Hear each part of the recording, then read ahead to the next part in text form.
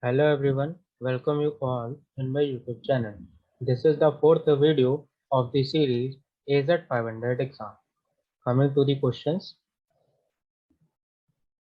Question is, you have Azure subscription that contains virtual machines. You enable JIT VM access to all the virtual machines. You need to connect a virtual machine by using remote desktop. What should you do first? Option A. From Azure Directory, Privileged Identity Management, activate the Security Administrator role. Option B. From Azure Active Directory, PIM, activate the owner role for the virtual machine. Option C. From Azure Portal, select Virtual Machine, select Connect, and then select Request Access. Option D. From Azure Portal, select Virtual Machine and add Network Watcher Agent Virtual Machine Extension. And correct option would be option C. From Azure Portal, select Virtual Machine, select Connect, and then select Request Access. Coming to the next question. Your network contains an on-premises Active Directory domain that syncs to an Azure Active Directory tenant. The tenant contains the users as shown in the following table. We have user 1 and the source is Azure AD. We have user 2 and the source is Azure AD. We have user 3 and the source is on-premises Active Directory. The tenant contains the groups as shown in the following table. For group 1, we have user 1, user 2 and user 3 as their member. And for group 2, we have user 2 as its member. You configure a MFA registration policy that has following settings. Assignment include group 1, exclude group 2. Control require Azure MFA registration. Enforce policy on. For each of the following statements, select yes if the statement is true, otherwise select no. The statements are user 1 will be promoted to configure MFA registration during user's next Azure AD authentication. Statement 2, user 2 must configure MFA during user's next Azure AD authentication. Statement 3, user 3 will be promoted to configure MFA registration during user's next Azure AD authentication. And these are the correct statements. Statement 1, user 1 will be promoted to configure MFA registration during user's next Azure AD authentication. This is true statement. User 2 must configure MFA during user's next Azure AD authentication. This statement is false. User 3 will be promoted to configure MFA registration during user's next Azure AD authentication. This statement is true. Coming to the next question. You have Azure AD tnet name contoso.onmicrosoft.com. The user administrator role is assigned to a user named admin1. An external partner has Microsoft account that uses user1@outlook.com sign in.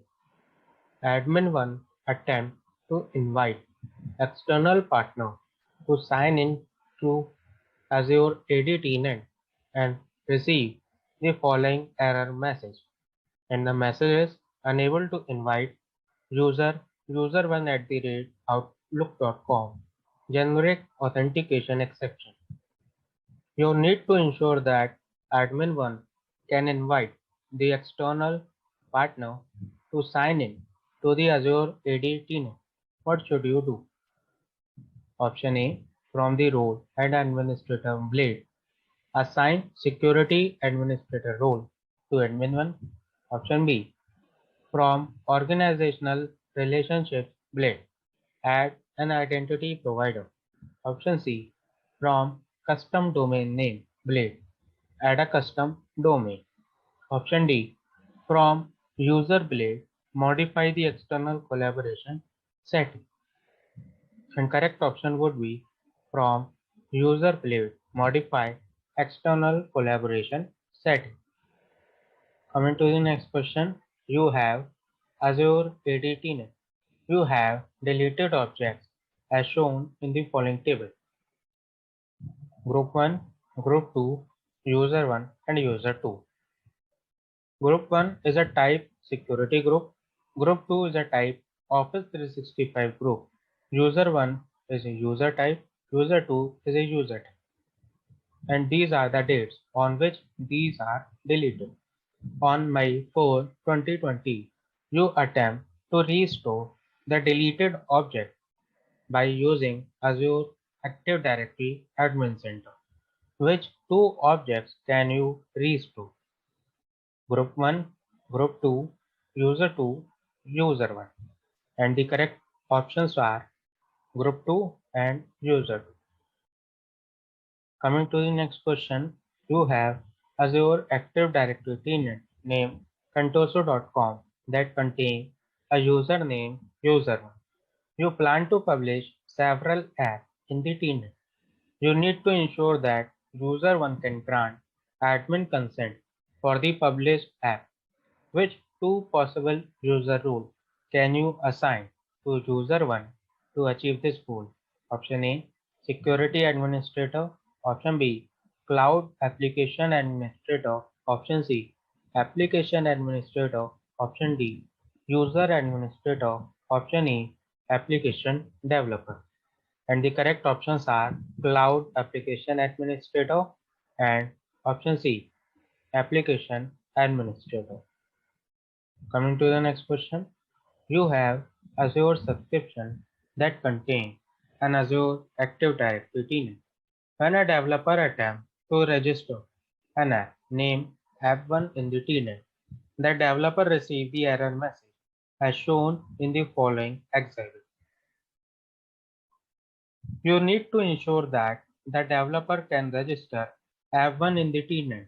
What should you do for the tenant? Option A, modify the directory property. Option B, set enable security default to yes. Option C, configure consent and permission setting for enterprise applications. Option D, modify user setting. And the correct option would be modify user setting. Next question. You have Azure subscription that contains Azure Active Directory AD and username user1. The app registration settings for the tenant are configured as shown in the following example. You plan to deploy an app named App1. You need to ensure that user1 can register App1 in Azure AD. The solution must use the principle of least privileges. Which role should you assign to user 1? Option A, App Configuration Data Owner for the subscription. Option B, Manage Application Contributor for the subscription.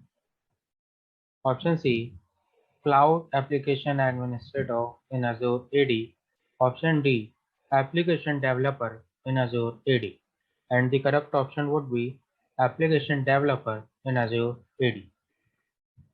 Coming to the next question, you have Azure Virtual Machine. As shown in the following table, we have VM1, VM2, VM3, VM4 and VM5. Each virtual machine has single network interface. You add the network interface to VM1 to an application security group named ASG1. You need to identify network interfaces of which virtual machine you can add to ASG1. What should you identify? VM2 only, VM2 and VM3 only, VM2, VM3, VM4 and VM5, VM2, VM3 and VM5 only. And correct option would be VM2 and VM3 only. Coming to the next question, you have Azure subscription name subscription 1 that contain an Azure Active Directory tenant named contoso.com and a resource group name RG1. You create a custom role name role1 for contoso.com. You need to identify where you use role 1 for the permission delegation. What should you identify? Option A, contoso.com only. Option B, contoso.com and RG1 only. Option C, contoso.com and subscription 1 only. Option D, contoso.com, RG1 and subscription 1. And the correct option would be contoso.com, RG1 and subscription 1. Coming to the next question. Your network contains an on-premises Active Directory domain named adatom.com that syncs to Azure Active Directory. Azure AD Connect is installed on a domain member server named Server. You need to ensure that a domain administrator for the adatom.com domain can modify the synchronization option. The solution must use the principle of least privilege. Which Azure AD role should you assign to the domain administrator? Option A, Security Administrator. Option B, Global Administrator. Option C, User Administrator. And correct option would be Global Administrator.